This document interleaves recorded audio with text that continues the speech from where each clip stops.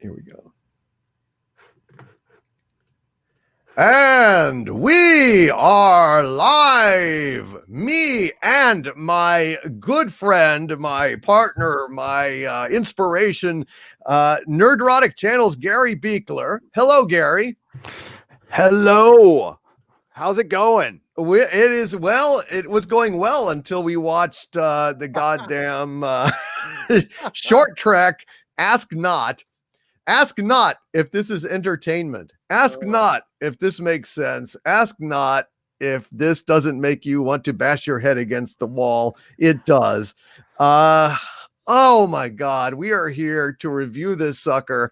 This is not going to be a long review. It's going to be a short one for a short trek. But I just want to say hello to everyone that showed up in the chat to this late hour.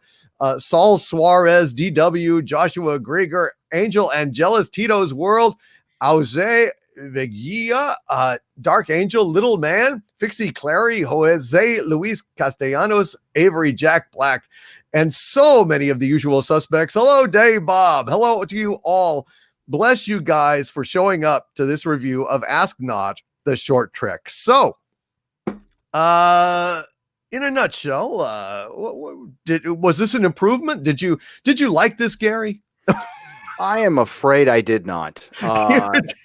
Star Trek Discovery has kept its record going of making episodes that I have not enjoyed. Not a single one. There was a moment, I believe, in the 4th episode of season 2 of Star Trek Discovery. I'm like, that kind of looked like Star Trek, and then it passed quickly. And it's also, I believe, I don't have the number of consecutive episodes that have not trended on Twitter at all. Nobody talks about this, and I even asked on Twitter if a Star Trek Discovery episode airs and nobody watches it. Did it happen? Does it exist? Yeah, I don't know if it does. I think that's that's an existential question, Gary. I think that's one more for the exozone, than for us.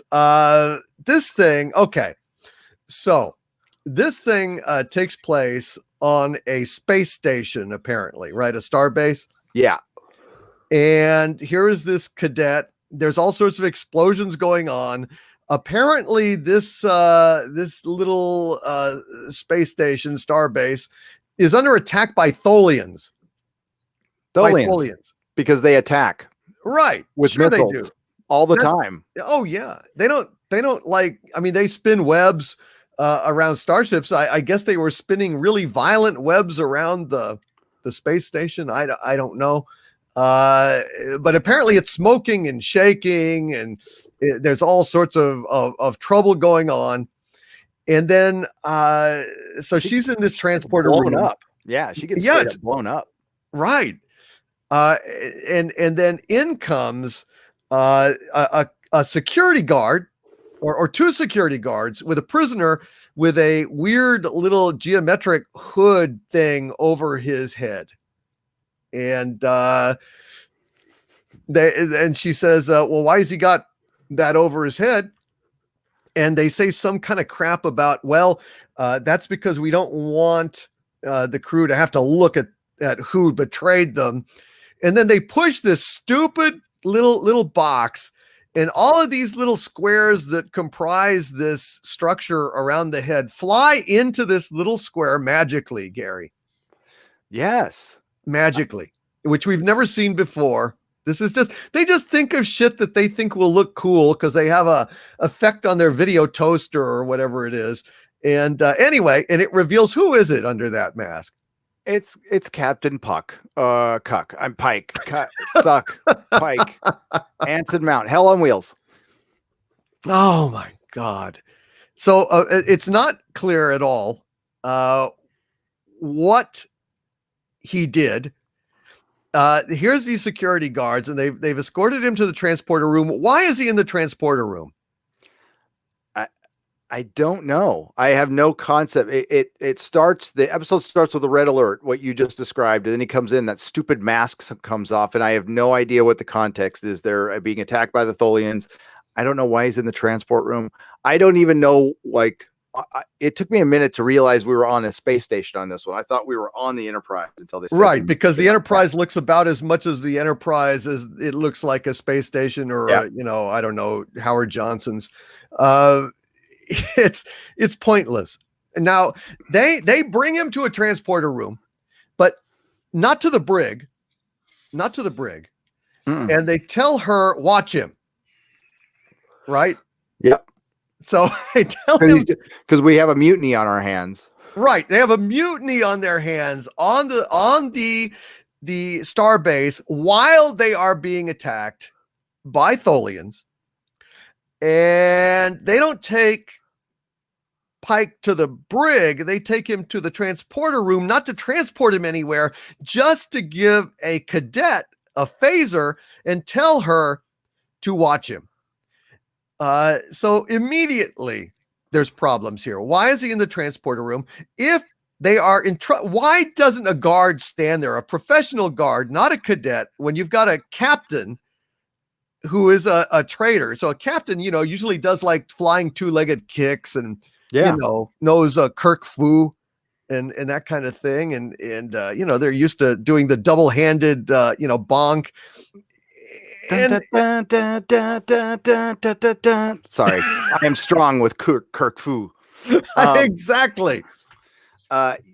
So this is what happens, my liege, and you know this, but I'm speaking to the world and to this folks at CBS who are out there watching. Hello, CBS. Hi, you suck.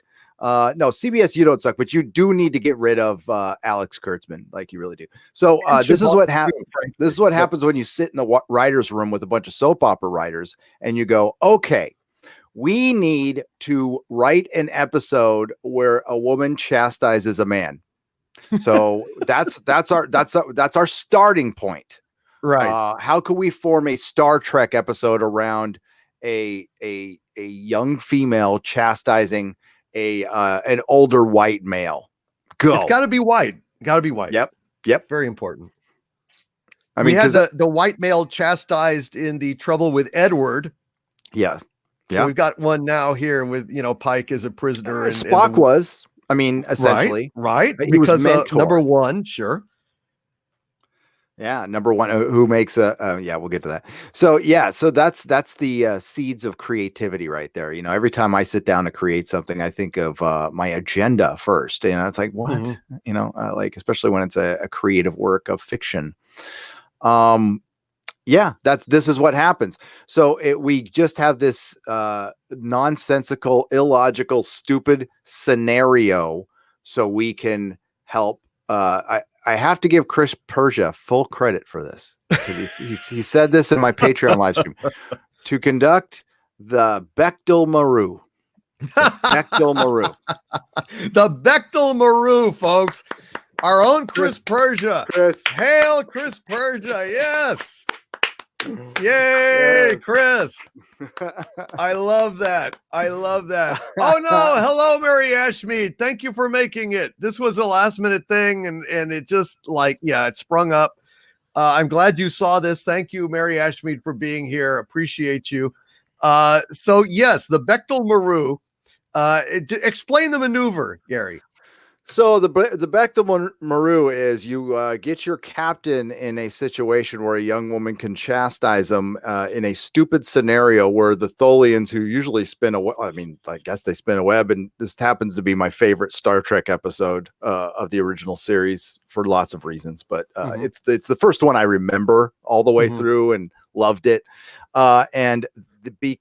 So she applied for the Enterprise, and her husband I forgot what the other ship's name was, or the space station's name was. The Boeing, bow tie. The David Bowie. That. Yeah, it was the David Bowie. Bowman. I think it was Bowman, yes. And so she has family members there, and Captain Pike is tempting her. He's so the situation was during this attack, they were supposed to just abandon the ship or the space station, and Pike didn't want to do it, got in an argument with the admiral. The admiral relieved him of duty. There was a mutiny, and this young female is supposed to keep him prisoner. And it's basically the same. Why am I blanking on that Twilight Zone now? The Howling Man. So Right. you have a tempting prisoner trying to get out of the situation, and she holds her ground like the strong, powerful, stunning woman that she is. And what they do is they exchange Starfleet codes, and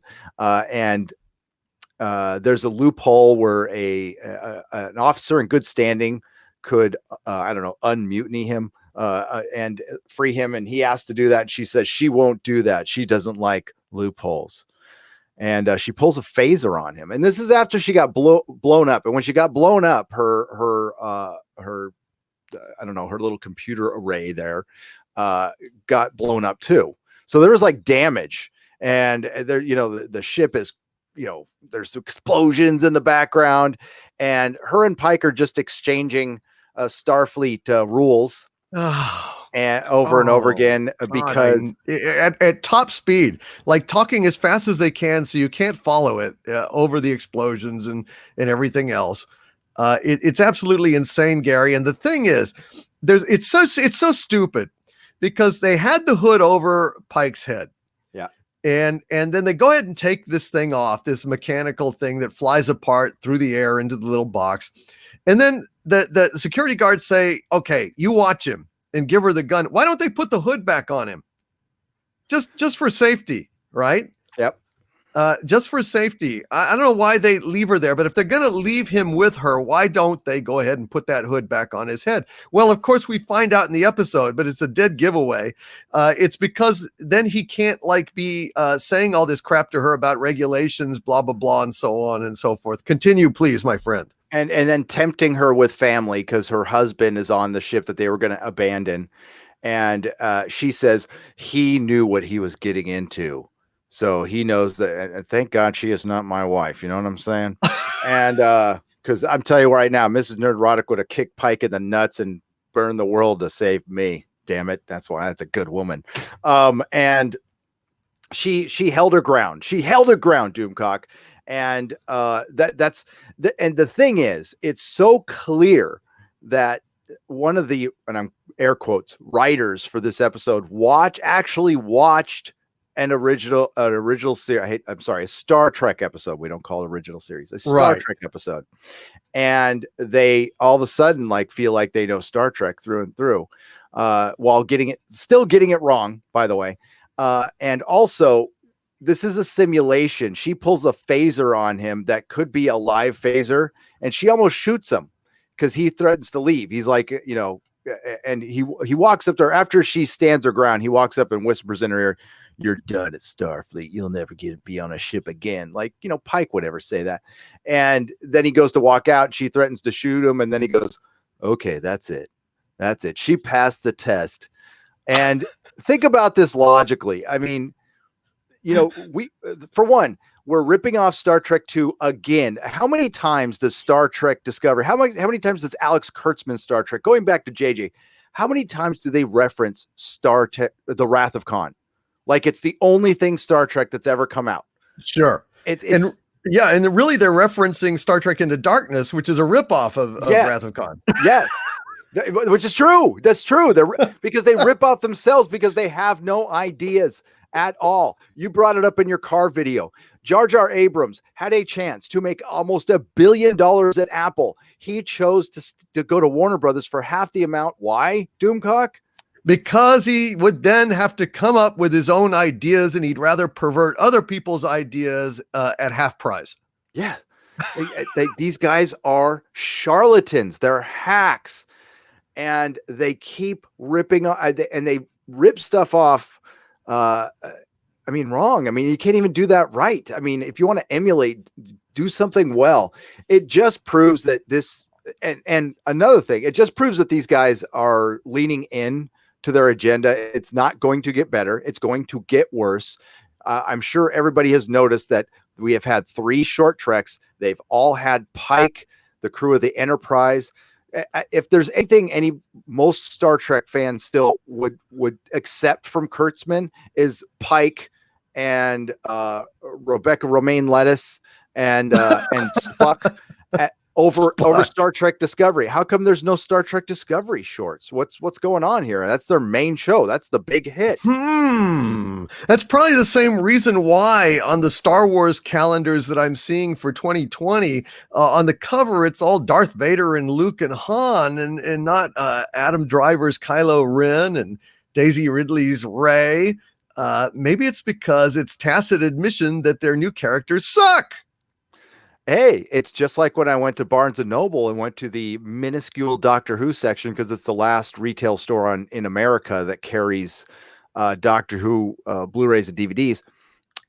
It was Peter Capaldi and Matt Smith and David Tennant, and not Jodie Whittaker. Oh no! Yeah. But Jodie Whittaker is brave and daring and stunning.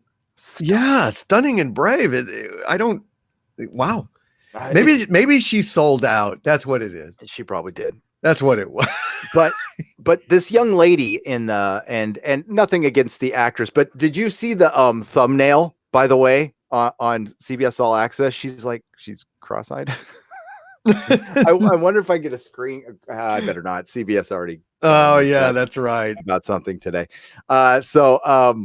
Yeah, she is so stunning that they are willing to destroy property in this thing and have this simulation that takes the entire ship. She is so special. They have to take the entire ship to pass this test. And then after the test is over, Captain Pike tells her how amazing she is for the last minute.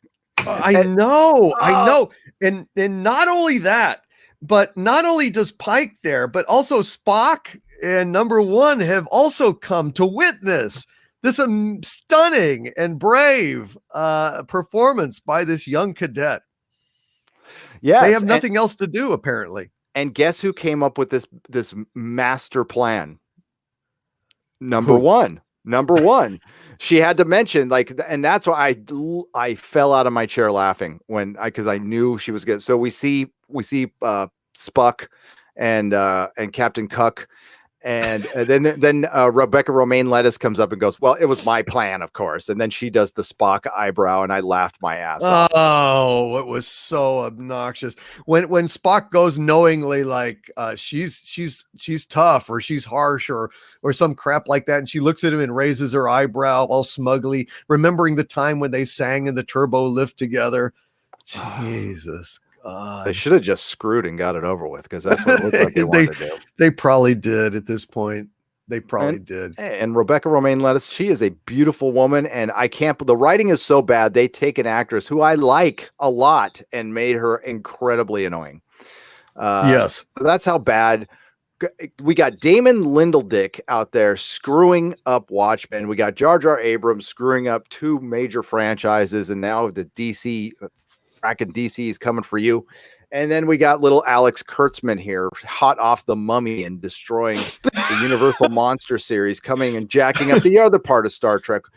Cinematic Antichrist is the term you use for Jar Jar Abrams and his four horrors of the apocalypse. Horrors of the apocalypse, yes.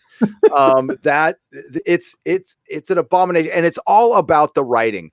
And the writing it's agenda first. I mean, this was after school special basic bitch shit. It was so terrible. If you're being ripped off by going to CBS All Access, calling this Star Trek is a disgrace. And Alex Kurtzman is a disgrace. And yes, CBS, we want a scalp. We do. Get rid of this dude. Get somebody competent and somebody who likes Star Trek and doesn't just want a franchise, wants to make something. If you want to make something new and daring, cool. Be talented. Bring in some POTs, some people of talent, please. POT. Wow. Now that is a minority. That is a minority in Hollywood. POTs. When are they going to stop discriminating against people of talent? When? I don't know. When, Gary? Oh, so, I mean, there was so much about this that was annoying. I mean, I'm trying to remember all of it, but it flies so fast and furious. The thing I find most insulting about these short treks is that they think we're stupid. They think, I don't know, that we're people in the 50s or something that don't know how showbiz works. Isn't it just funny how these short treks take place basically in one room with, basically two people with dialogue, and then you've got some extras. And at this point, Spuck and Numero Una are also extras. I mean, they have a few lines at the very end, but basically, this is something that could have been shot like over a lunch hour or two during the regular production. I mean, it is just cheap as can possibly be. There's no scintillating dialogue. It is not interesting. It is just basically trying to shoot about 9 or 10 minutes of crap in a room and call it a show. That's basically it. Oh yeah, I mean, if you wanted to actually build up intrigue for your third and probably final season of Star Trek Discovery, you would be doing, just little setups for that and getting people interested. But I mean, here's what this is just a guess on my part. I have no inside knowledge on this one. But I'm guessing if Star Trek Picard is a success, if it's, that Star Trek Discovery is dead. Yeah. I think it's just absolutely dead because, I mean, why not prioritize something that is going to be a success? It's been an uphill battle with Star Trek Discovery. They're having to lie all the time that, the CBS owns a bunch of access media that they can lie and they could save a lot of money. Now, I know there's a downsizing going on at CBS and Viacom. I have been contacted by somebody who was let go 2 months ago. Oh, and we'll talk about that off air. And and that's not the only person. And I think there's going to be some changes. I still think I do believe we're going to get 2 to 3 seasons of Picard. They're talking about filming seasons 2 and 3 back to back. I don't know about Star Trek Discovery though. I really don't. I think Picard's so goddamn expensive, and the streaming wars are going to be over for CBS soon because I hate Disney. I don't like Disney. They got more subscribers in one day than CBS All Access has in their years. Their head start is gone. God, yeah. They had their chance and they blew it. Years head start gone. Yep. They had a Super Bowl, a year's head start, a franchise that a lot of people like, and Disney smoked them in one day. Yeah. And, oh yeah, indisputably. If they had those numbers, they'd be crowing about them. Mm-hmm. They don't. And I think they don't have anything close to that. And that's not saying, I think Disney counted the Verizon customers and all that too. I think it's bullshit. But that being said, it's this constant battle with Star Trek it's at the point where it's funny now. I can just laugh at it. I got past. I think I'm just accepted that Star Trek is dead for a while. Maybe it'll come back in a better iteration in the future. When somebody else competent can take care of it, male or female, I don't care. As long as they know Star Trek, I don't give a shit what they look like. But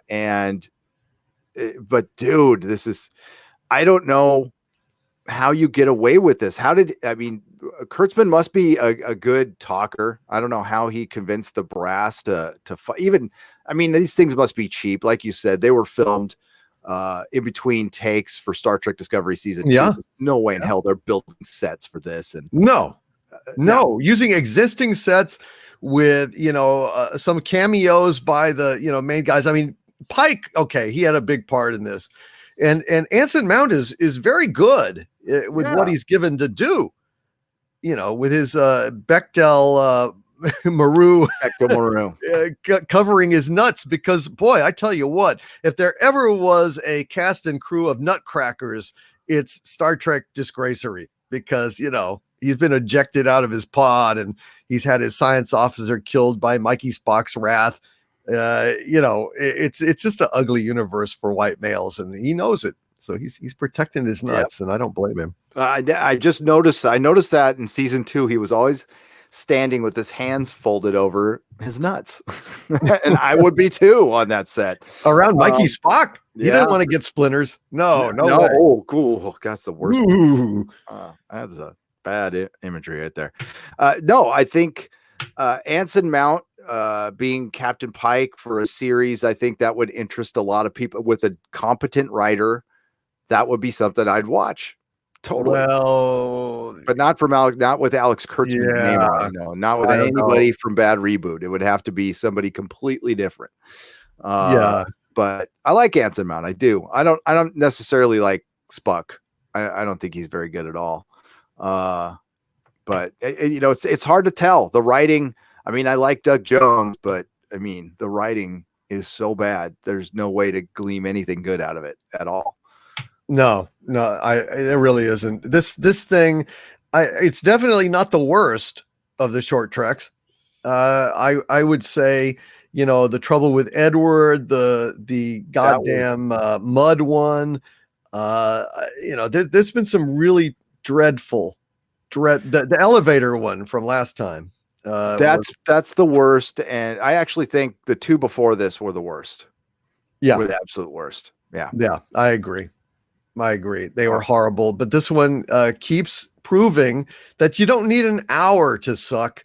You can suck in under 10 minutes. You really can.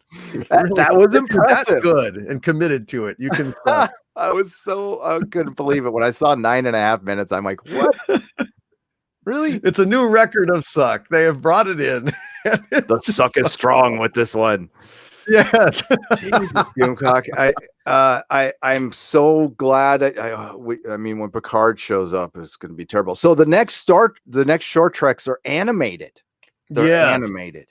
Yes. Talk about. Probably the performances will be 10 times better, and the expressions so much more realistic than what Mikey Spock has done. So it could be a groundbreaking dose of hard-hitting realism for STD, the kind that they have never seen before. This is true. I'm guessing that at least one of those two, I guess we're getting two on the same day, they're cartoons. Okay. On the same day? Yeah, we're getting two animated cartoons. Really? And that's a month from, believe it's the second Thursday of December. Okay. I'm guessing one of them will be about a girl that's the key to everything.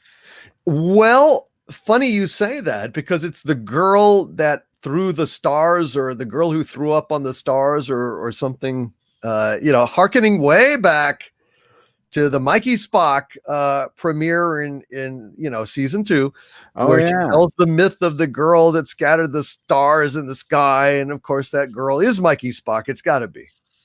Be. I would not be surprised if they make her the creator of the universe. Surely.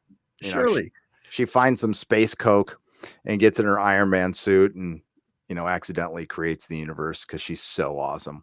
That's right. She falls into a black hole, and in the ultimate example of failing upwards, becomes God. Yes. Oh my God. Yeah, that's what it's going to be. And then she scatters the stars and says, "My work is done." My work is done. Yes, Expanse season 4 cometh. Soy-free thoughts. Not sooneth enougheth. No, not soonest enougheth. Jesus, I can't wait to see that. But oh, dude, that episode is so good. You are gonna love it. Hey, Quarter Black Garrett's in the house. What's up? Hail, Quarterback Black Garrett. Hody, chat. He says. Hody, chat. Hody, Quarterback Garrett. Quarter Black Garrett. Excuse me. Quarter Black. We got to talk to you, buddy, because that new rule for YouTube is, I think it's made for your boss. So the one that says if your channel is not profitable, YouTube can remove you from the service. Which basically what that protects is if say there's a YouTuber out there who can make a bunch of money off site, and they just decide to, unmonetize their channel to be safe from COPA, because COPA can't bust you if you're not monetized. Then that's YouTube's way of kicking people off. So, right. That's a theory. Well, we're going to try to find a way not to do that. But yes, I'm working on something. I'm using some of my access to maybe get some answers. I appreciate that, brother. I appreciate that very much. We have got some super chats here, and I'm gonna get to these. Thank you all for being here. Agent Pepsi 1, Aluvrian Imikara, Gordon Davis, Kevin Reed, Mary Ashmead has popped in. And once again, the shortness of the rush of this, the last minute nature, and I slipped my mind to notify Mary, but she still made it here. Thank you very much, Mary Ashmead. Hail Mary. Hail Mary. Bionic Belly Button, and Chris Persia, the inventor of the Bechdel Maru maneuver. Thank you all for being here, all of you guys. Chris Knight with a $3.99 super chat. Thank you, Chris. He says, "Hail, can't stay more. Will be coming. Can't stay. More will be coming soon." Thank you, Chris Knight. Thank you very much for that super chat and for stopping in and saying hello. Dave Dahl with a $1.99 super chat. Hail, Dave says this show needs an enema. What, the Inquisition? Or Star Trek Discovery. I'm going to say Star Trek Discovery. Yeah. I mean, we're not going to administer an enema to ourselves. This town needs an enema. Someday a real enema is going to come and wash all the scum off the streets, right, Dave Dahl? Hail, Dave, and thank you for that $1.99. Psycho Dwarf 9, my Legionnaire with a $10 super chat. Hail to thee, oh Psycho Dwarf. He says, "My lord, I bear good news. Week 2 of repairs on the facility roof. My year's end evaluation was 23 of 25. Wow. I have both a raise and a 300-ish year-end bonus. Catch you tomorrow." Hail, Psycho Dwarf 9. Congratulations, sir. Wow. 23 out of 25. That is... that's like 110% or something, if my math is correct, and it's not. Thank you, Psycho Dwarf 9. Dude, congratulations. I'm proud of you, brother. Hail, Darth Wacko. Hail, Bill West. Thank you, my friends. Tiara Starbrighter. Excellent. What is the Matrix? Eras of Chaos is here. 09A team. So many great people here on short notice. Yeah. Basil, the Pumpin' Seagull. With a $5 Canadian super chat. Thank you, Basil. He says, "My liege, the short must have been so horrible that it left you speechless or drunk or both. Also, Basil can't stay tonight, sadly. I'm so sorry, Basil, but hopefully you will catch this one on the replay." And from now on, Gary, I think, aren't we going to go ahead and review these short treks together? Yep. I think that's the only way I can get through them now. So this one, next time, it'll be on your channel for the animated shorts.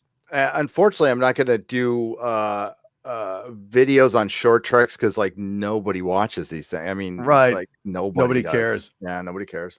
But you guys did, and you guys showed up. Thank you all so much, you guys. You are awesome, folks. Awesome. Good night, Basil. Sleep well, my friend. Dave Dahl with 2 more super chats. Thank you, Dave. Dave with a $1.99 says, "Hail, my lord, and the lovely Harvey." Well, thank you very much, Dave Dahl. A pretty girl is like a Dave Dahl. No, it's like you, Harvey. He's calling you lovely, and you are in your way, Harvey. You are. But what makes me laugh is Dave Dahl reiterates it, Gary. He reiterates it with another super chat. "This show needs an enema." So it's just like he's fixated on that. The show needs an enema. He's done 2 super chats in a row, identical. This show needs an enema. I hear you, brother. I hear you, and I do agree with that assessment, actually. Thank you, Dave Dahl, for both of those super chats. Avery Jack Black with a $2 super chat. Thank you, Avery Jack Black, who says, "Thank you for the stream, guys. You are welcome." Actually, thank Nerdrotic. Thanks to Gary for suggesting this. I was delighted, Gary. Thank you so much for coming on here and helping me to get through this. Oh, no, dude, no problem. I'm sorry about the exoson. I had a rough night last night. I was up late and I know. Slept in, and I didn't even know what goddamn day it was, to be honest with you, today. That's totally okay, brother. Thank you so much. Very kind of you. Thank you, my friend. And not at all. Not at all. Troy Tempest from Australia with a $5 Australian super chat. My Legionnaire, Troy. Hail, Troy. He says, "Good afternoon, my liege." Troy asks not to watch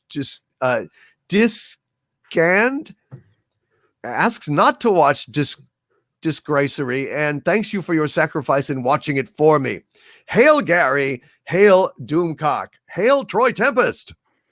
God bless you, my friend. Thank you for being here. And it's our pleasure to take that bullet for you guys.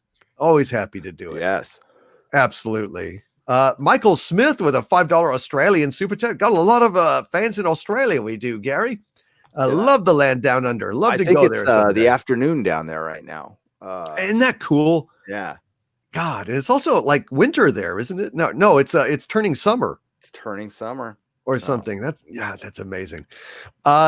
Hail Michael, he says, one of your newest villains. Thank you for putting up with this bad reboot project. Hashtag not my Star Trek. Hashtag justice for Anas. Yes, absolutely. Yes. Justice for Anas and not my Star Trek. Bravo. And I hate bad reboot. I fucking hate bad reboot. They are behind every damn thing that's wrong with Hollywood. I meant it in my car video. I meant it. How was I in the car video? I thought it was fantastic. It was engaging. It was great. No, I loved it. I watched every second of it. And I'm glad.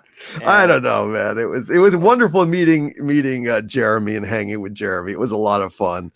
And I just hope that, I don't know, man, when somebody drives all the way from Florida to do a car video with you, it puts an enormous amount of pressure not to suck. And like nothing that I was saying in my mind at the time was good enough. Nothing was interesting enough. I felt unsettled and unworthy. It didn't show at all. It looked like vintage Doomcock to me. So, well, I'm glad. I just felt like, oh God, you can't let Jeremy down. For God's sakes, don't let Jeremy down. It's Jeremy. He wears ripped pants. I mean, he did, and he doesn't even skate. Yeah, that's true. He guys. Since Gary spilled it. Yeah, he was wearing ripped jeans in the pants. So. Yeah, in the car. Wears ripped jeans. At least he doesn't wear man prees, though. We love Jeremy. No, I love Jeremy. He's a great guy. And it was a lot of fun. Thank you very much for that.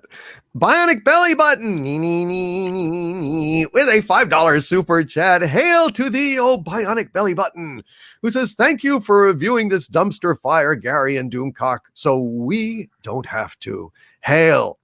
Hail to the Bionic Belly Button.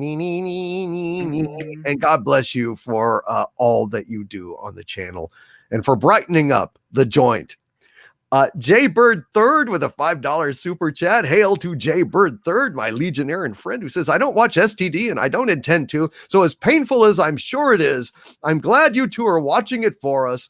Thank you for making the sacrifice. Thank you, Jaybird Third. It is our pleasure to do that for you, my friend. And, it's toughened us up, Gary. It's toughened us up. I swear to God, I have not ever seen anything in my life as bad as Star Trek Disgracery seasons 1 or 2. And it damn near killed me a couple of times, but I made it through the rain, as Barry Manilow says, and I got stronger. I exactly. I am just grateful that Doctor Who and Star Trek weren't airing together. But they might be next year, and that's just gonna be rough, man. We'll get through it together.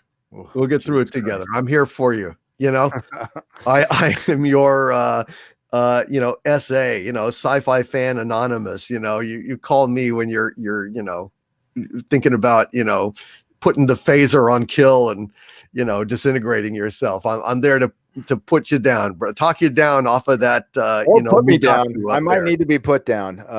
Yeah. I'll just stun you and take away your phaser. That's what I'll do. I think the worst is going to be, I don't know when the Lord of the Rings show is going to premiere, probably year after next. And that's got Bad Robot people behind it, like all over it. Into Darkness people. It's being run by the two guys running it. The only thing they've done was a defunct Star Trek movie. They were supposed to write Star Trek 4. And they're in charge of Lord of the Rings. Oh, boy. But we have the Tolkien estate. Yes. So they cannot screw it up that bad. No. Shippey is there, the production designer from the Lord of the Rings films and The Hobbit. The production designer is like he is good. He is like the best. So yeah, hopefully there were a couple of decent people on the crew, but I'm not gonna get my hopes up, man. I wouldn't. I wouldn't if I were you. I wouldn't if I were you. Dark Stranger is asking us, evening gentlemen, any thoughts on Cosmonaut Variety Hour's take on the HBO series Watchmen being fine and the original book already being woke? Well, somebody sent me that link, and Mhm. I don't watch things that vile. I mean, just reading that title, just Watchmen is fine, and y'all are being mean, and the comic book was already woke. I stopped. I think I watched the first 30 seconds. I said, yeah, well, that's enough for me. I feel emboldened. I don't see eye to eye with everybody on everything, but people whose taste I trust on YouTube, Doomcock, Mauler, Word of Wolf, Rags, for the most part. Me and Word of Wolf completely disagree on one thing, which is The Expanse, but that's the only thing I could think of. I mean, it's a major disagreement too, but uh, I still like the guy a lot. And The Critical Drinker, Yeah. and they have all come out against Watchmen for the same reasons we come out against it. For one, Watchmen was not woke. For one, woke didn't exist back then. Watchmen, I'm not going to say Watchmen was some work. It's for one, it's timeless, and it was for everybody. It was an absurd morality tale about superheroes. So many people see something in Watchmen that it was about superheroes. It had a political black backdrop. A lot of the stuff that Lindelof is extrapolating from is basically the liner notes from the Watchmen. Alan Moore is famous for filling his comics with words because he's a writer. So he's got the New Frontiersman. He's got an article from the New Frontiersman, which is a counter article to another literal paper that you read inside the comic book. I believe it's issue 8. Can't remember again. But a lot of stuff was erroneously extrapolated from that. And the fundamental problem that Doomcock and I have is the treatment of the character Rorschach and the use of the Rorschach gang as this red herring for them being white supremacists, which are the threat to the entire planet from Tulsa, Oklahoma, in a trailer park. Yeah. And since it's like such a threat to the world, and they know that they're all in Nixonville or Nixonton or whatever they're calling it, why don't they just, burn down Nixonton? I don't get it. Yep. But they got to, they got to build a trebuchet to kill the world in 3 days or something, because to stop the squid rain. I don't know. Ozymandias is trapped on the moon by a woman who is smarter and richer than he is and better. Who's stunninger and braver. They disrespected Rorschach in an episode, like, outright. Yep. This richer, smarter woman kidnapped Superman and gave the Kent family another baby that she created from scratch from their DNA because she is so brilliant. Of course. So, and the obnoxious way she bargains with them was absolutely repugnant. And and Laurie insults herself and every single other person in Watchmen snidely as she gets out her huge blue dildo. It's disgusting. It has no affection or respect for the original material. It's absolutely I hate it. I just hate the hell out of it. It's Watchmen made for basic bitch NPR listeners. That's it.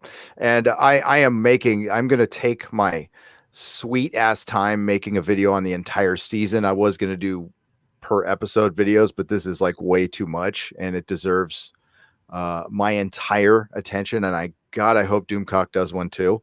There are a couple good videos on the first episode out there. Again, The Critical Drinker, great YouTuber. Love to talk to that guy.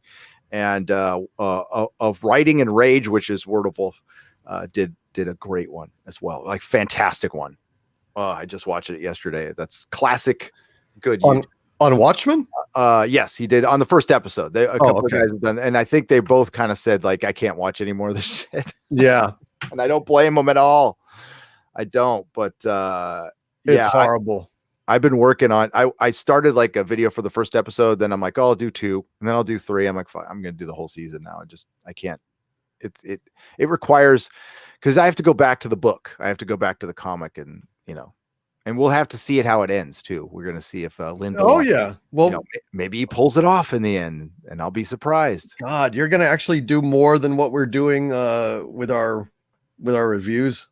I'm just gonna basically take notes of what I said and try to write them down and break it down into a video for the I see. channel. Yeah, Like for the whole series or for the whole every series. episode? No, for the whole season. Oh, okay, that's smart. Yeah, I should do that as well. You're right. We Yeah, should. I think you should. Yeah, Totally. we I should think for sure. people would want to hear from you on that one. You too, man. I mean, we're big comic guys. I mean, you've owned a comic shop, but I used to shop in comic shops. So I mean, we're Oh, you know hand your in glove, you know. Doom Talk knows his comics, ladies and gentlemen. 100%. Well, you not as much as you do. I mean, you know a lot. I know a good amount, but you're definitely the comic book expert in the Inquisition here. Troy Tempest with a $2 Australian super chat. He says disgracery. Thank you, Troy. I think he was correcting his spelling down there. I was having trouble with it because I had disc 6. It was weird. Anyway, thank you, Troy Tempest, very much for that correction and the extra super chat. Adam Wofford with a $2 super chat. My friend, thank you so much. He says, sicko time travel pimp slam STD timeline straight. That sounds like basically are you telling us that you wrote some Star Trek Disgracery episodes, Adam, with that sentence? I mean, that sounds about as coherent as an episode of Star Trek Disgracery. Sicko time travel pimp slam STD timeline straight. Yep. Pretty much. It. I think you said a mouthful there, brother. That's the best episode of Star Trek Discovery I've heard so far. I think it's about as succinct and articulate a dissection of STD as humans can do. Thank you, Adam Wofford, for that. He also, with a $5 super chat, elaborates. Thank you again, Adam. He says, why do they hate the Enterprise? It's destroyed in every Jar Jar and Kurtzman show and movie. I guess they prefer Discovery instead. Well, sure they do. How'd you like that engine room? Oh, fuck that. The fucking engine room. They go in there, it looks nothing like they've abandoned. When that came on, I said out loud, what the hell is that? I moaned. I moaned, Gary. I see. I blocked it out of my head until you said that, and all the trauma is coming back, and I feel abducted again. Holy crap! They've got like the circular engine room, just like right out of Next Generation and every other iteration of Star Trek, but nothing like the split level Scotty engine room. Nothing like it. Just and God, it looked like a pinball machine in there. It was cavernous. It was a cavernous. That's where they put the 10,000 shuttles, I think. Yeah, I think so. Or the Enterprise just shits shuttles. It shit shuttles. It's a shuttle shitter. It's a shuttle shitter. And they have vast amounts of empty space in there. Empty space that just has a few, tubes, turbo lift tubes going through it, all willy-nilly and piggledy-wiggledy like a Sonic the Hedgehog course in level 3 of Sonic, Sonic's Great Adventure in Space or something. Oh, God. Star Trek Discovery is they gave it's the simplest explanation. They gave a bunch of soap opera writer, know-nothing, basic biatch Hollywood types a huge budget for a sci-fi show when none of them have watched a second of Star Trek or science fiction, period. Like, right. It's like what they think science fiction should be without having any basic knowledge of it. None at all. And no, worse than that, no basic knowledge of narrative, of plot construction, of characterization, or really indeed how human beings act. So no, it's sad. They're like, can't we put somebody in a coma? Can we put somebody in a coma? Can somebody get kidnapped and then come back with amnesia? Can we do that in Star Trek? Yeah, no, not really. What is the Matrix says? Is the Doom Squirrel here? The Doom Squirrel is everywhere. Down, Sabu, down. Oh, now you've mentioned him. Damn you all. Oh, down, Sabu. Down. Don't you talk to me like that. Yeah, Down. getting a little salty there. Little bastard. I know he gets kind of crazed. 200-watt studio with a $2 super chat says, wait, I missed a short trek. When? Well, yeah, you didn't miss anything, dude. They aired a short trek like yesterday, right? Or was it today? Today it came out. Today. Okay. Yeah, you didn't miss a thing. 200-watt studio. The only thing I am completely enjoying the CBS panic right now. Disney Plus comes out, and I've went over the streaming service a little bit. I mean, it's good. I mean, it's not anything special or anything. I'm not a Disney person, but CBS must be just crapping their pants right now. I would hope so. Yeah. I would hope so. If they had any decency at all, they'd crap their pants. they really wouldn't walk around for a little while in it. Exactly. And then sit down, Yeah. be nice, be honest. It's the only sane reaction to their writing and what they've done to Star Trek. It's just absolutely disgraceful. What they've done to Star Trek, what they've done to Star Trek fandom, the trolls they've sent out.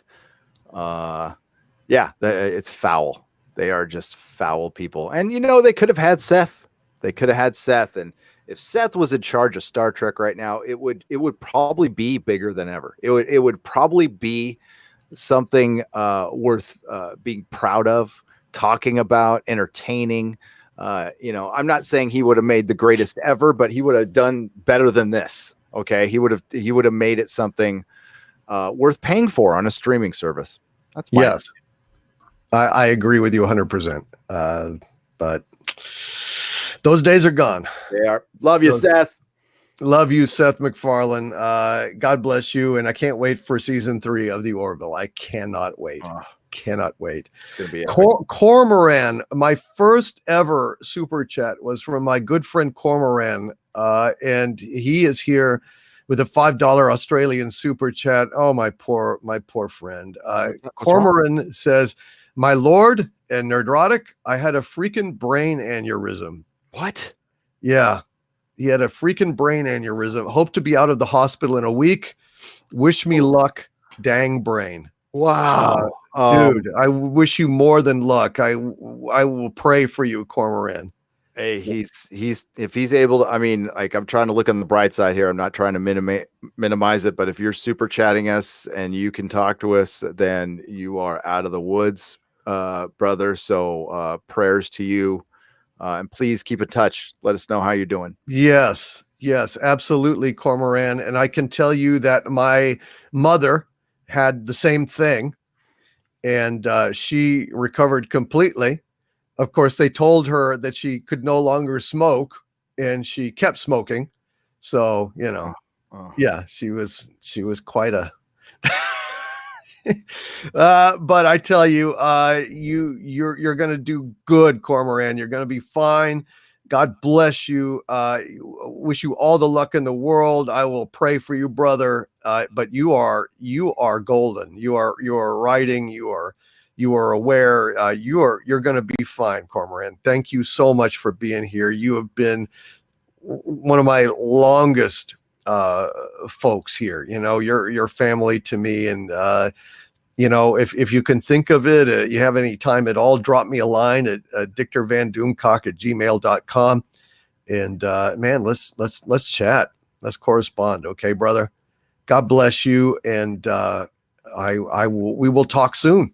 Please write me. Okay. Yes, please. Please write me. And Nerdrotic too. Absolutely. Geez. God bless you, brother. It's good to hear from him. I'm optimistic and man, tough guy. And my mom was just fine, brother. So you're going to be fine too. Fixie Clary with a $5 super chat. Thank you. Fixie Clary says Rose Tico figures are on clearance for $1.99 at the Disney store. No joke. Oh, if you can get a picture of that, please. Yeah, please. Jeff from WCBS showed it. Okay. So Jeff is done. He's on it. He's on it. Jeff is on that Star Wars toy news. He owns that stuff. So I felt bad for Jeff today. I messaged him when I found out that Beverly Hills Cop, they were going to do a Beverly Hills Cop 4 and put it on Netflix. And I know how much he loves that movie. oh, that and sucks. you know it's going to be Axel Foley training the girl that's the key to everything. And the show will be about her and not him. And Eddie Murphy, who bent the knee to PC politics and apologized for his old routine. That is pathetic. That was shameful. Freaking shame. Him and Howard Stern, man. Fucking guys. Sell out. You got all the money in the fracking world. I mean, you are the power. You know what? You could have steered the conversation, both of you, because I know you're listening. Both of you could have brought us back to sanity, but instead you bent the knee so you can be what? So you could go to the Hamptons and go to the Hollywood parties and continue getting your D sucked by whatever. I used to really respect you guys, and I don't anymore. Yeah, I don't either. I mean, look at what Dave Chappelle did. Yeah, look at what Dave Chappelle did, and Eddie Murphy. You could have done the same thing just by not apologizing. You did all your work way back when in the 80s and 90s. You know, you took that stand then. You didn't have to do anything except fucking not bend your knee and apologize, and you couldn't even do that. So I have no respect for you. I mean, I was excited. I was excited to hear about Dolomite until I heard what you did, and now I haven't even bothered to watch it. Same here. I haven't bothered to watch it. I don't care. Eddie Murphy was my favorite actor in the 80s. 48 Hours, one of my favorite all-time movies. Beverly Hills Cop 2, but I don't know. I like 48 Hours. Walter Hill. It's in San Francisco. It's a cool fucking movie. It is. But yeah, I was so disappointed. It sucks. And you know what? Dave Chappelle's passed you up, dude. I used to think Eddie Murphy and Richard Pryor were the greatest comedians, two of the greatest comedians ever. Now I kind of think Chappelle's passed you up, Eddie Murphy. Sorry. For sure. I don't see Chappelle doing that in old age. No, he's not gonna bend the knee. No way. Tekka Man Bald says Dolomite was decent. Well, it probably is, but I just can't bring myself I can't whip myself up to have any enthusiasm to look at his comeback project when he, bent the knee and sold out to get it. Or maybe not even to get it. Maybe just, I don't know. I'm not happy. I'm not happy with it. TLJ Russian Bot with a $4.99 super chat. Thank you, TLJ Russian Bot says, thanks, Doomcock and Gary. No, sir. Thank you, TLJ Russian Bot. And I hope that come December 21st, you will change your name to ROS Russian Bot. Haha. Get it, dude. Get on it. Get on it. Loquacious Primate with a $5 super chat. Thank you, Loquacious One. Says Andy Trekker thought this one wasn't too bad. Gave it 7 out of 10, even though it was predictable and ripped off TNG S1 episode 19, where Wesley gets his psych test. Yeah, and it also rips off, Kobayashi Maru, and it's crap, dude. It's crap. It's just. I respectfully disagree with Andy Trekker. At most, I would have given this like a 4 out of 10, maybe. 5 out of 10 at max. It sucks. It's just I disagree. I love Andy Trekker. He's a great guy, but I do disagree with that. I really get angry at because Star Trek was all about, and listen, if you want to change this a little bit, and modernize it, I'm okay with it, but it was always about men and women working together, and I don't get that at all in this. That this comes out so slanted. And it's not like I want like men to treat the women terribly either. I would like to just see the agenda removed, and we can if you're a talented enough writer, you put in an analogy, some sort of lesson that Star Trek always taught us. But that's not what's happening here, and it is so see-through, and it's because the writers suck. They just straight up suck. They straight up suck. I mean, it's no joke. I'm not just like making this up. They always say, "Oh, you're so negative. You're doing it for effect, or you're being funny, dude." Star Trek Discovery is why I founded this channel, and I wasn't making a dime, not a dime, and I had no hope of making a dime. Are you crazy? Yeah. A guy in a mask with Harvey Cthulhu ranting at the center of the earth about how bad Star Trek Discovery is. I never thought, I was like a prophet out in the wilderness eating locusts and wild honey in a loincloth, for fuck's sake. I had no, I'm speaking from the heart. Yep. I'm speaking from the heart. I don't think anybody doubts you. I know, but they just say that. It's like, my God, the writing is so bad. So bad. It's not acceptable on any level, Gary. No. Not any level. It's not, for one, it's not fun. There's nothing, you always say this, Alex Kurtzman has nothing to say, and neither does JJ Abrams. There's no passion behind these guys. They are businessmen.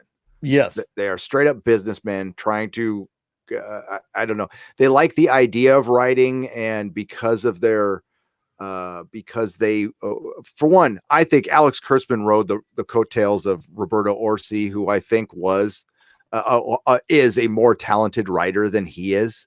And I think Kurtzman, I don't know, I have no knowledge of this, stabbed him in the back and was just the better businessman. And we see the real Kurtzman, and he also has some good associations, and that's more of that Hollywood cronyism. That's all it is. You know what? Alex Kurtzman, be the change you want to be. Remove yourself for a person of talent. Well said. Well said, Gary. Thank you. And Farvithian Guard agrees with me with a $40 super chat. Jesus, Farvithian Guard, thank you, my friend. He says, hail, Commander, hail and congrats. May you and Gary soldier on. And that's what you did with that speech, Gary. You were soldiering on, and thank you for that. Thank you. No, man, it's a pleasure. It's just, it takes the pain out of all this shit. Being able to review these things with you, and thank you for holding my hand in this dark time. Of course. I'm here for you, man. I appreciate it. Thick or thin. I'm not going anywhere. Me too, brother. Me too with you. We've got just a few more here. We've got Christopher Brumgard with a $3.99 super chat. Thank you, Christopher. He says, hail Mary Ashmead and hail her father. Yes. Mary, Mary's dad is he's very, very ill, and she has been going through a lot with him, and Mary, this stream was on short notice, and B, frankly, I don't feel like I should be bothering you with something. I mean, this is a short stream, and I didn't want to. Don't worry, I want to tear you away from your dad. Spend time with your family. I know what you're going through. Believe me, I know what you're going through right now. Yeah, but then you show up, and then I feel embarrassed because I didn't say anything. But I don't want to bug you, and it was at the last minute. It's not a big deal. So Mary, God bless you. If y'all would put a M in the chat for Mary, just to support her and her dad, and they're going through a hard time. And thank you for being here. You are you're a beast, Mary Ashmead. You are a wrench supreme. You are a beast, and you are absolutely fabulous. And we love you. Love you, Mary.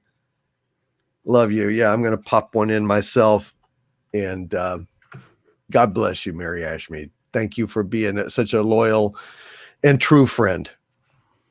Really appreciate you, and I feel guilty bugging you. This was impromptu, so don't feel slighted. And this was like a last minute thing. It really was, because the exozone didn't happen, and I was like, I felt terrible. You didn't have to feel terrible at all. So thank you, Christopher Brumgard, for that. I really appreciate you calling that. Can I shout somebody out real quick? Absolutely. Our friend, the Tartazone, is in the chat. Hail! He's having some trouble with this channel, and I'm gonna talk to him tomorrow. YouTube is being YouTube. More. Stay tuned. Going to see if we can get him helped out, because they're putting him through some shit right now. So hang in there, buddy. Hang in there, brother. And thank you. Yeah, listen to Gary. He knows what he's talking about, and he's a good friend to have in such times. Thank you, Mary Ashmead, for being here. Thank you, Mary. Absolutely. She is absolutely awesome. Matthew Werney with a $5 super chat. Thank you. Matthew says Kurtzman isn't a good talker. He uses his mouth, oh dear, for other things to advance his career. I guess maybe he whistles or sings or something like that. Exactly. There you go. There you go. It's a skill that serves him well in Hollywood. Thank you, Matthew Werney, for solving that particular problem. Now we know. Tiara Starbrighter with a $2 super chat. Thank you, Tiara. Says sending a super chat because Senpai noticed me. Thank you, Tiara Starbrighter. I try to notice everyone. I just can't reply to everyone, but I thank you so much, Tiara, for being here. I really appreciate it. And yeah, Senpai, I love that. Hail, Tiara Starbrighter. You are very bright, and it's hard to miss you. Thank you, Tiara. Hecate's daughter, my Legionnaire, with a $1.99 super chat. Thank you, my dear. Says, if you go, so does my YouTube premium money. Gone. Well, we're not going anywhere. Hecate's daughter, at least not willingly. Now, we're going to do our best to protect ourselves, but we both want to stay on YouTube if YouTube will have us. I think YouTube is one of the coolest things ever invented by man, and I despair that things are happening with it. But yeah, I just hope that they'll survive. And I want to stay with them as long as I can. And I know you do too, Gary. Oh God, yeah, I love it. They're gonna have to rip it out of my cold hands, exactly. like that. But yeah, I'll do everything to humanly possible to make sure all of like if I can share information to help other YouTubers, I will do it publicly. I'm trying to do some stuff behind the scenes, but if there's a YouTuber, I mean, like, listen, we're not made of money, believe it or not. But I'm gonna probably get a lawyer, and hopefully I can share whatever information I learn, if I learn any. But it's worth doing. And it sucks. It's not an expense I needed or wanted, but that's life. Sometimes cars break down. Sometimes YouTube threatens your livelihood. Yeah, things happen. Yeah, absolutely. Tyron Beard with a $5 Australian super chat. Thank you, Tyron Beard. Says, how many bags of corks can a mouse eat, and how many traps can it avoid before it dies? Because Fizney. Hail to Gaza DVD and the chat. Hail, Tyron Beard. I don't know how many traps. That sounds like the answer my friend is blowing in the wind, and the wind smells like rancid cheese. Coming out of Disney these days. Hail, Tyrant Beard. Stellar Heather with a $2 super chat. Thank you, Stellar Heather. She says, this show needs an enema, and I don't even watch it. So that's going to trend now. STD needs an enema. Yep. So I want to see that on YouTube, right? I mean, on Twitter. Hashtag Star Trek Discovery needs an enema. Let's make it happen, folks. Let's make it happen. Mikey Bomer with a $2 Australian super chat. Thank you, Mikey. He says, G'day, DVD, Gaza, and the chat. G'day. So you're Gaza, huh? I'm Gaza. Yeah, I love that.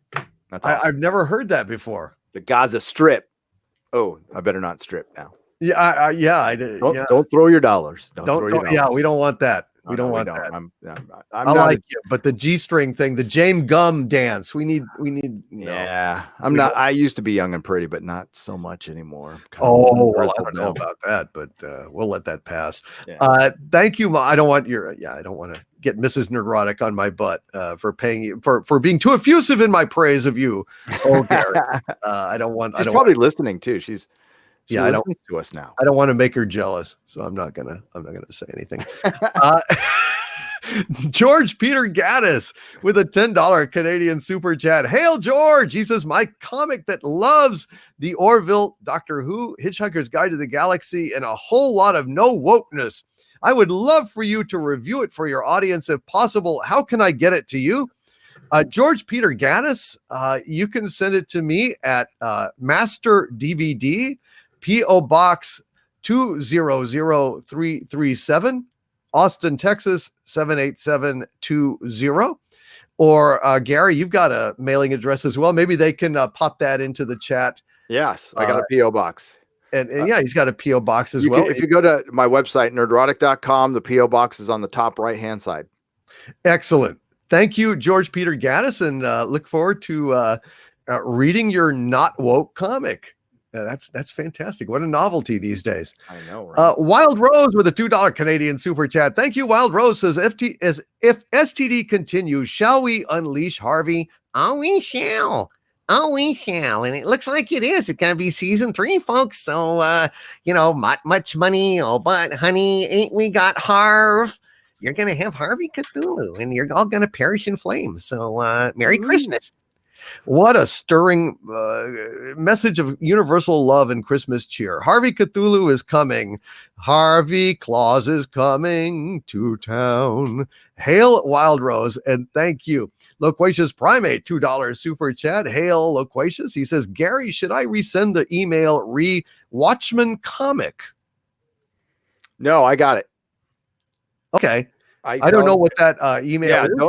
Don't resend it. I got it. I just haven't had a chance to get through all my email yet because it's a lot. But you don't need to send it. I got it. We got so much. Admiral OF Doom with a $5 super chat. Thank you, Admiral. He says, thank you for making work in the middle of the night that much better. Just an observation. Thank you, Admiral OF Doom. It is our pleasure to do so. And thank Gary. Gary's the one who came up with this idea. Gary came up with this idea. Bionic Belly Button with a $5 super chat. Thank you, Bionic Belly Button. She says the car video was everything. Thank you for that.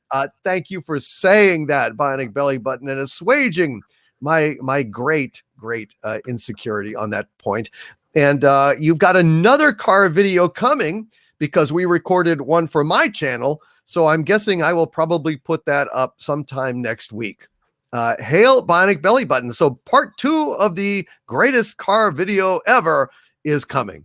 And I think that one was probably pretty much as good as this one. If it was good, I don't know. I can't judge it. I can't watch myself. Dave Dahl with a $1.99 super chat. Thank you, Dave. He says, can Harvey say, bring on the expanse, oi, belta loda? Bring on the expanse, oi, belta loda. There you go. He can say it. Thank you, Dave Dahl. There you go. Harvey said it. Java Bean with a $2.99 Australian super chat. Thank you, Java Bean. He says, thank you both for your work. Thank you for listening, Java Bean. Without you guys, we are nothing. Mr. E with a $25 Hong Kong super chat. Hail to Mr. E. He is in Hong Kong, just like our good friend John Tennant. And this is bad. This is a very somber and relevant message. Mr. E says Hong Kong is in dire straits, under constant attack from the police. Black Head Down channel will get you up to speed. Be always kind and true. I am very concerned about what is going on in Hong Kong, and I am copying that into my browser, and I will look at that channel, Blackhead Down on YouTube. I will watch that. Thank you so much for giving me a way to kind of track what's going on over there, because I'm heartbroken about this. It's very upsetting, and it's very sad. Thank you for that, Mr. E. And please stay safe, sir. And I pray to God that there will be a peaceful and copacetic resolution to this very soon. Hail to you, my friend.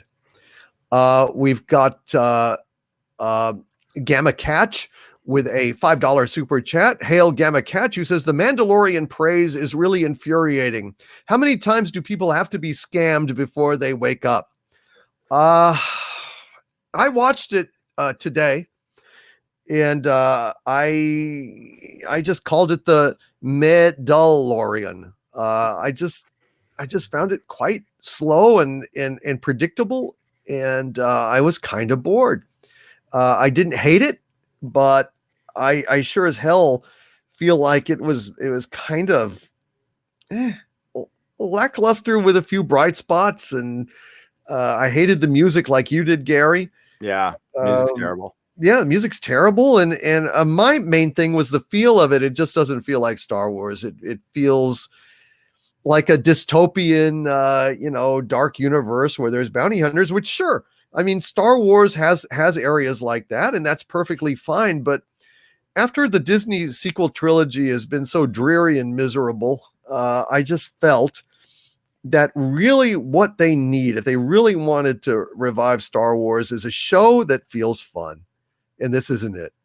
This show didn't feel fun. It has no whimsy. It has no sense of joy or adventure like the original Star Wars and Empire and Return of the Jedi or Guardians of the Galaxy. Even it's just it's a somber. I mean, I know they're going for a spaghetti western kind of feel, but I didn't hate it.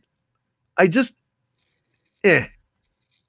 In a nutshell, what would you say about that? I liked it, but I looked at it as one episode of television. So I saw it as Star Wars attempting to go back to the basics, to what they were. But it felt like a live action cartoon. I gave it an 8 out of 10. I would have given it higher, but that music was awful. And I know people are defending it. It's like a Western. I'm like, what Westerns are you watching? I've actually watched a lot of effing Westerns, and Me I've too. never heard music like that. That is basic ABC television soundtrack. I mean, it's not okay. Bad. It's bad for Star Wars. It's fine for CSI. Right. CSI is great. This is Star Wars. You need to emulate John Williams. I know you can't get him, but you are Disney. You can emulate whatever the hell you want.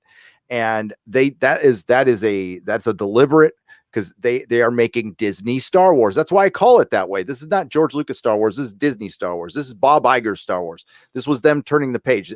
Kathleen Kennedy has made a point to put her name on this, and then she recently gave an interview going, "Oh, our stories group talked to John Favreau. We're involved in this. We're heavily involved in this." That's thou doth try to say you're involved in this too much, in my opinion. I don't think she has creative involvement on this one. As a matter of fact, Bob Iger admitted that he was writing notes. The fracking CEO of Disney is writing notes for The Mandalorian. That's how important this thing is. And so I thought it was good. I know what's coming though. I've watched a bunch of interviews for some research, and during these interviews, I heard a lot. The Pedro Pascal, who I love as an actor, he was great as Oberyn Martell. He was fantastic in Game of Thrones, and I do like him. And he said, well, the importance of The Mandalorian is its diversity and inclusion. Really? I thought, again, you can be diverse. They got a great cast. You don't need to talk about it. You can just make a good story. You got John Favreau there, but soon as Gina Carano's character rolls up, she's basically the Amos of the crew, Doomcock. Yeah. She's the strongest. She's the toughest, and she can kick the Mandalorian's ass. Well, there we go. Is she going to be stunning and brave? Probably. And I mean, I like her as an actress, but if you're going to bring a character in, and again, this is the Star Wars universe. So if maybe she's from a planet where the gravity is more dense, so she's more powerful, kind of like how they do it in Orville, then that makes sense. If you put it in a canon, why she's stronger than a guy wearing full armor, and this armor, some of this armor can deflect blasters because it's Beskar steel or Mandalorian iron. And yeah, I mean, but that's, believe me, the Disneyfication of this is going to happen sooner than later. Yeah, I think you're right. 200-watt studio with a $2 super chat. Thank you, my friend. Says exactly 1 month to Expanse. I cannot wait. The great Chugi with a $2 super chat. Thank you, sir. He says Cibola burn. Yeah, it's going to be great. I cannot wait. Love your alien head on your muscle body, by the way. I guess you kick sand in the face of weaklings on Venus or something. Hail to the great Chugi. Never seen you here before. Thank you for stopping in, my friend. He also has a $10 super chat here. Again, thank you, my friend. He says, is Star Trek going to be Deep Space 7 after this? I think it's going to be Deep Sixth.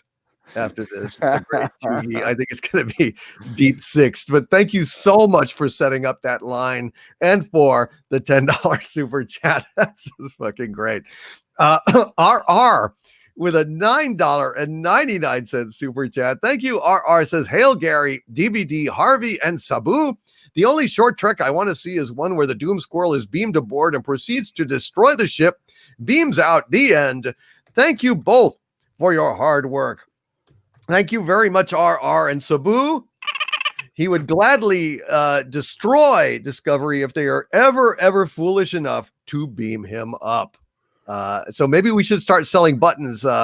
Beam up the Doom Squirrel and have pictures of Mikey Spock. I think that could be a lot of fun. Michael Smith with a $2 Australian super chat. Thank you, Michael. He says the best cure for STD is episodes of the Orville. Damn right. And Gary has been on that hallowed ground, and he can attest that great things are coming in season 3, but he will not say what they are. And thank you. I'm actually not allowed, but I would never ruin it for you because, like, I would be spoiling something that you would actually genuinely be pissed off at me. I don't want that. I want you to enjoy what is coming because you will laugh your friggin' ass off, and you'll also be thrilled. There's a lot of fun and thrills, and some good stuff coming. Oh God, I can't wait. I cannot wait. I need it. I need it bad. Wayward Astronaut with a $5 super chat. Hail, Wayward One, and thank you. He says $5. Says that the engine room is going to be reused in Picard. It could be, although they've got some kind of crappy, like, secondhand ship, right? So it probably wouldn't have as expansive engine room, although they are nickel and diming the thing. So, yeah, you may be right, Wayward Astronaut. You may very, very well be right on that point. I would not be surprised. The sad thing is, Gary, I don't know if you knew this, but I said this in my review that, the music from Mandalorian, it's Picard in that bar playing his flute from the inner light and trying to hide. Unfortunately, CBS did find him, and spoiler, he will be in Picard. So yeah, he did his best to escape, but it didn't work. I got some people saying that Brian Posehn looks like me, and I'm like, well, the beard, sure. Not the rest, but the extra 110 pounds. It's not a kind comparison. No, it's especially when I hung out with Brian Posehn at Coachella. I did, and I'm sober, but the guy I was with had a bunch of ganj, and they were smoking ganj and stuff, and he hung out with us, and we were watching Radiohead. Was it Radiohead? No, it was Metric. Sorry. It was during the day. Radiohead was later. And he's cool. I like him. He's a nerd. He's a definite Is he nerd. really? Yeah, he's cool. He is cool beans. I like him. Sounds good. If you say he's good, he's good. He seemed, I hung out with him for like 2 hours. So he seems like an up-jumped stoner, like a stoner who just knew somebody funny because he wouldn't have enough ambition to go and somebody got him in. This is just my assumption, and he got in with the right people. But it was cool. It was cool. It was cool hanging out with him. Well, then, yeah, I'm glad he got to be on. But you look nothing like him. Thank you. No, I really don't. You don't. He looks like he ate you, basically, and didn't finish your beard, and didn't finish the beard. That's what it is. Oh, Jesus. Peter Davison with a $5 Australian super chat. Hello, Peter. He says, you're going to get in trouble with Doom Squirrel. Well, I don't know if it's going to be with, you mean if he turns rabbit and kills me, or with the new YouTube guidelines, but I don't know. We'll see. We'll see. I'm thinking hard about it. I think it's going to change the way I do videos to some extent, but I'm going to do the very best I can not to change. It's just that certain elements may have to be reserved for other videos that are not on YouTube. But we'll see about that. But thank you for your concern, Peter. And I am concerned as well. The great Chugi with two super chats in a row. a $10 and a $2. Thank you, the great Hugie, who says, I love what you guys do. Thoughts for Cormoran by the power of Grayskull. And then a $2 super chat for Cormoran. Let's all donate $2. Hail to the great Cormoran. Hail to the great Hugie. He's just a great guy, and I'm gonna talk to him and do what I can to raise his spirits if I can. If they need raising, he seemed pretty upbeat, but I know it doesn't hurt to have someone in your corner. So I hope he will drop me a line and we can chat. It's very kind of you to support him, though. Thank you very much. Logic Noodles with a $10 Australian super chat. Thank you, Logic Noodles. Didn't say anything, but just gave me some of them logical noodles in my helm, and I'll have to remember to muck them out before I put it back on again, or I'm going to look kind of silly. Thank you for that $10 Australian super chat, my Australian friend. I got a lot of support in Australia. I love it. Tyron Beard with a $2 Australian super chat again. And he says, thank you, Gary and Doomcock. We love you guys. Love you too, Tyron Beard. Really do, brother. You've been with me a long time. Hail to you and Australia. Lady Mist with a $20 super chat. Hail, my Legionnaire, Lady Mist, who says, you both are some of the best at YouTube. I have enjoyed all your shows. Too bad you're not in charge of the production and direction of the shows that you stream about. They would have been the shows they were meant to be. Thank you so much, Lady Mist. You were very kind. And I know if Gary and I were in charge of Star Trek, it would be a hell of a lot better. Hell yeah. I mean, you would basically write, do all the writing, and I could just help them with the marketing. I mean, it would be fantastic. Yep. We could just spitball ideas in the room and do better, and imagine each one of us could rip the shit out of each other's ideas and scripts and make them really good, because between the two of us, we detect bullshit, and yep. we would make sure. Well, I don't think we'd have any bullshit anyway, but if any slipped in, boy, one of us would catch it. Nobody would be snitching on us. No, nobody. Hell no. We'd feed them to Harvey if they dared. Draco Argentus with a $5 super chat. Thank you, Draco. He says, why are we talking about new Star Trek? New Star Trek isn't Star Trek. You are absolutely right. New Star Trek isn't even entertainment. New Star Trek isn't even fit for human consumption. New Star Trek is Star Trek in name only. Steino. To hell with it. The great Chugi, $10 super chat. Thank you, great one. Says Star Trek Discovery was so painful. Kurtzman had a gold mine with a pre-TOS timeline. Thank you, gentlemen, for what you do. Hashtag the Klingons never had cloaks.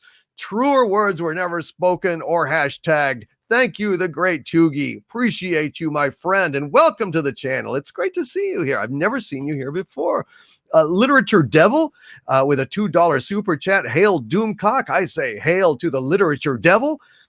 Great to have you here, my friend. Loquacious Primate with a $5 super chat. Oh, Loquacious one. Thank you, sir. He says, I think the writing for STD has been so bad that when they do something slightly bad or thoroughly mediocre, people like Anti-Trekker grade on a curve. After a while, you start to do that just out of desperation. I don't blame Anti-Trekker at all. I think he's a great guy, but I think he's a war veteran. I think he's the equivalent of shell-shocked by this point. And I think through the ringing in his ear, he detected maybe a quality in Ask Not that really was not there. But I don't pass judgment on Anti-Trekker. He's a great guy, and he's actually one of my Legionnaires, and I love him. Great fella. Good channel. I love Anti-Trekker. He's absolutely a great guy. We disagree on stuff, but that's what we can do here. We don't have to agree on everything. I unconditionally love Anti-Trekker. I do too. He's fantastic. Echo Base Network with 2 super chats in a row. Hail Echo Base Network for a $9.99 super chat. He says, hail Gary in DC. Just got done working on editing the documentary with Coach. Oh, that's outstanding. I can't wait to see it. We have put so much time into this and can't wait for everyone to see it. Doomcock's narration really pulls it all together. I was so glad to do that for you, and I was honored that you asked Echo Base Network, and I'm glad that I could help you and Coach out. And outstanding news from Echo Base Network, by the way, Gary, with his $4.99 super chat. Echo Base Network says, good news. I got a job offer. And if it all works out, I will start on December 2nd. So that is fantastic, Echo Base Network. It's been a bit of a drought, but God bless you, my friend. You started this channel in the meantime, and I hope you will continue to grow it even as you work a steady job. And he says, so hopefully we will be able to support the both of you on Patreon again soon. Dude, thank you. Listen, I'm just really glad you got that going again, and you deserve it. You guys are fantastic, and love y'all. So I'm delighted that I can't wait to see that documentary. I really cannot. Hecate's daughter with a $1.99 super chat. Thank you, Hecate's daughter. Says the car video was fun. Can't wait for the next one. Coming next week, I think. Hecate's daughter, I think. We'll see. You know, I got to work the algorithm, but I'm looking to probably post that next week. Tyron Beard with a $2 Australian super chat. Thank you. Tyron says, DVD, can you introduce me in a Kirk voice from now on? I guess you're saying. Tyron Beard with a $2 Australian super chat. Hail to Tyron Beard. How's that? I'll give it a shot, Tyron Beard. I will try to remember. Remind me if I ever slip up and forget. Last Vandalier, $9.99 super chat. Thank you, Last Vandalier. He says, seeing how dismal Disney continuing to tarnish Luke Skywalker in the graphic novels. Oh my God. It is now canon that Han Solo sold Luke's Battle of Yavin medal for booze. There is no going back for Star Wars. Yeah, I guess really at this point, there can be no peace as long as Kathleen Kennedy is still in charge. Yeah, I did a video. It is canon that Luke never told Leia and Han about what he did to their son. And it needlessly, it makes Han Solo's death even more needless and stupid because he walked in, he didn't even know what kind of a situation he was walking into. And listen, Jedi's lie, Obi-Wan lied, Yoda lied. I understand that. But it's the whole point of it. The reason they put it in there, it was just like, we need to throw a little more dirt on Luke. And I mean, like, he's freaking dead. And they just can't stop. So I mean, for people who get excited, and listen, I didn't get excited by The Mandalorian. I mean, it was good Star Wars, but I mean, we're not okay. We're me and Disney Star Wars are not okay. No. And I don't think I'll ever be a hardcore Star Wars fan again. I mean, we talked about that. Our relationship has been severed. But and it's because they continue to crap on the characters that I helped support along with millions of other fans and made this what it was. They didn't need to do this. This was deliberate. It was deliberate for agenda. That's it. I mean, it is for the current year political feminism crap that's going on right now. That's going to be a trend that'll go away.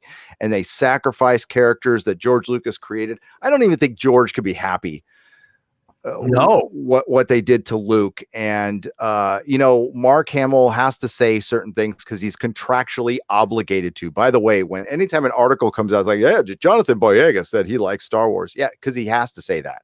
It's in his contract. And you know, Mark Hamill's there's video after video of him trying to tell us that he's not happy with this.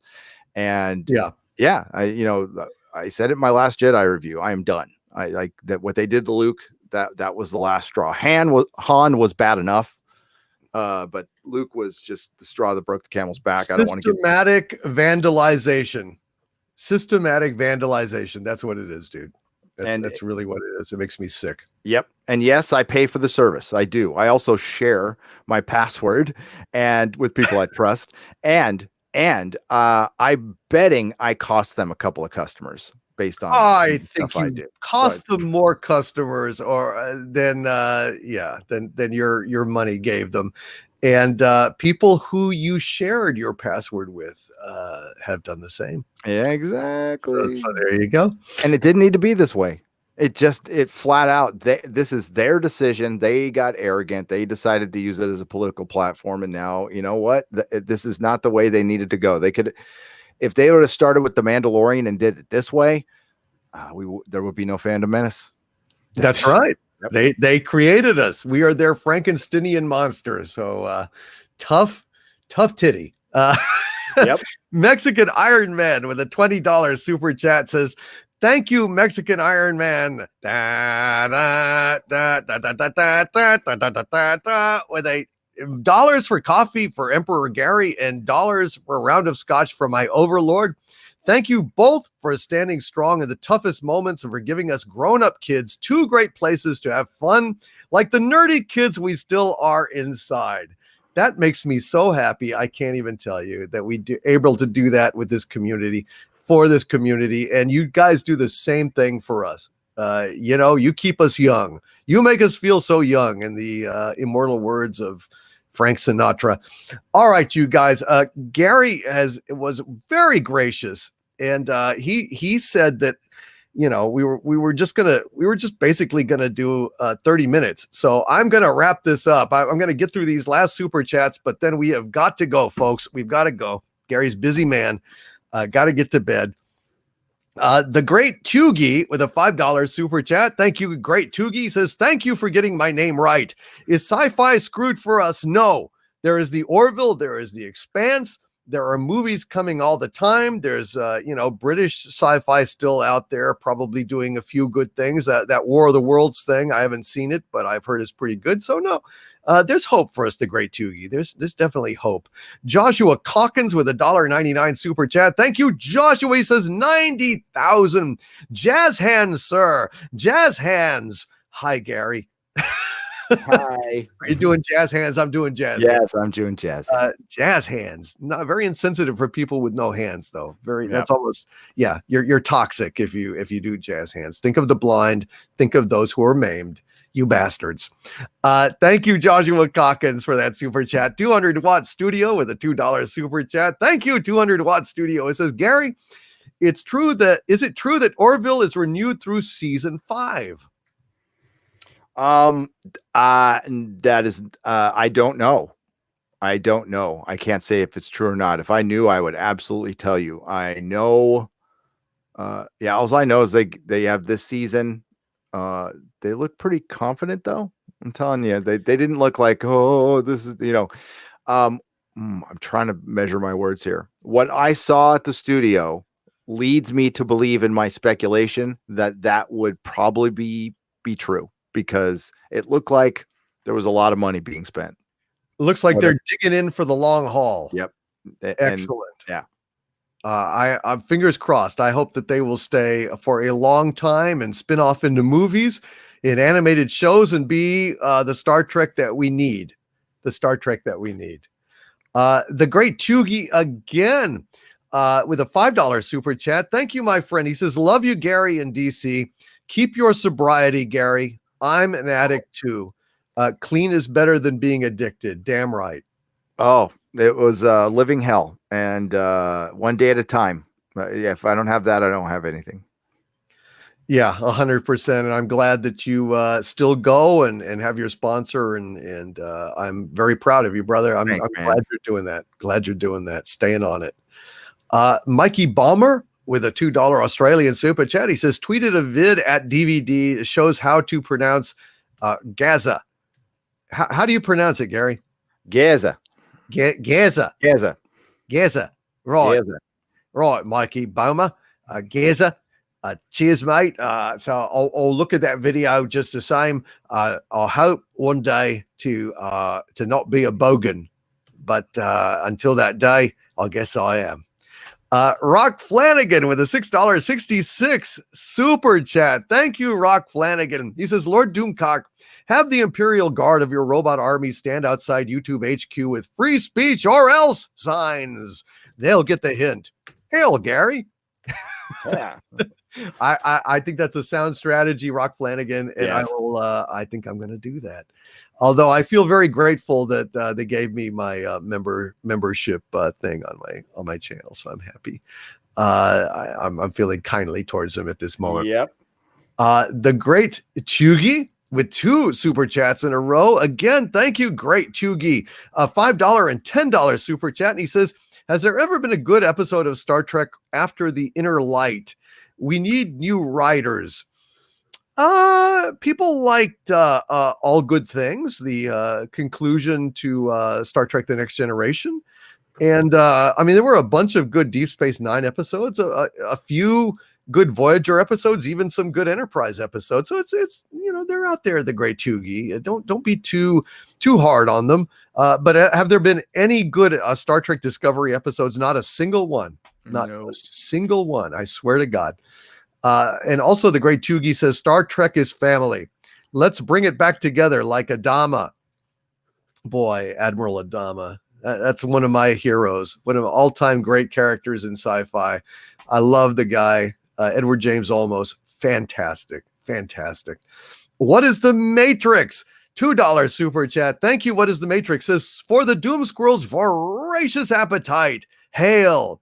What is the Matrix? Yeah, it's no nut November, so the Doom Squirrel's kind of on a short temper there, a short fuse. He's been looking for nut and he can't find nut. So poor Doom Squirrel, poor Sabu. Thank you. What is the Matrix? Larry, with a $2 super chat. Thank you, Larry. Larry says, I'll take the Hank Hill intro every time. LOL. I don't know what Hank Hill intro you mean, but I'm just going to say, Larry, that's kind of a cool name. It really is. It's like Mo or Curly. That's a kind of a weird thing. Thank you, Larry. And thank you for liking my Hank Hill. It makes me feel very happy. Kevin Riggs, a 45 euro super chat. Hail, Kevin Riggs. He didn't say anything, just gave us a super chat and moved on. Thank you, Kevin, very much for that. Loquacious Primate with a $5 super chat. Hail, Loquacious Primate, who says, just wanted to say that you both put out some of the best content on YouTube that is always authentic, intelligent, and entertaining. Hail, Gary and DC. Wow, what a compliment, Gary. Wow. That is something. Authentic, intelligent, and entertaining. I appreciate that, Loquacious Primate. I agree, Gary. That is you. Also, wonderfully snarky. You are a wonderful wit in that way. Thank you. I get to practice snark every night with Mrs. Nerdrotic, who is the queen of snark. So she's your snark coach. She's my snark coach. Yes. She is your Kyle Chandler. Yes. Although her blade of snark is very sharp. Excellent. Plus 7 snark. Probably plus 99 snark. Plus 99. Yeah. That's outstanding. Jedi Bill 797. Hail Jedi Bill with a $2 super chat. It says, hail my overlord. And I say, hail Jedi Bill 797. Thank you, my friend, for that hail. And I hail you back. And the great Chugi with a $5 super chat. Hail, great Chugi says, love you guys so much. Just please keep on killing STD. We will. No doubt about it. We are going to keep killing that damn show. And Admiral OF Doom with a $2 super chat says, I just love hearing you say my tagline, just an observation. Well, thank you, Admiral OF Doom. Thank you guys, all of you, for showing up on here.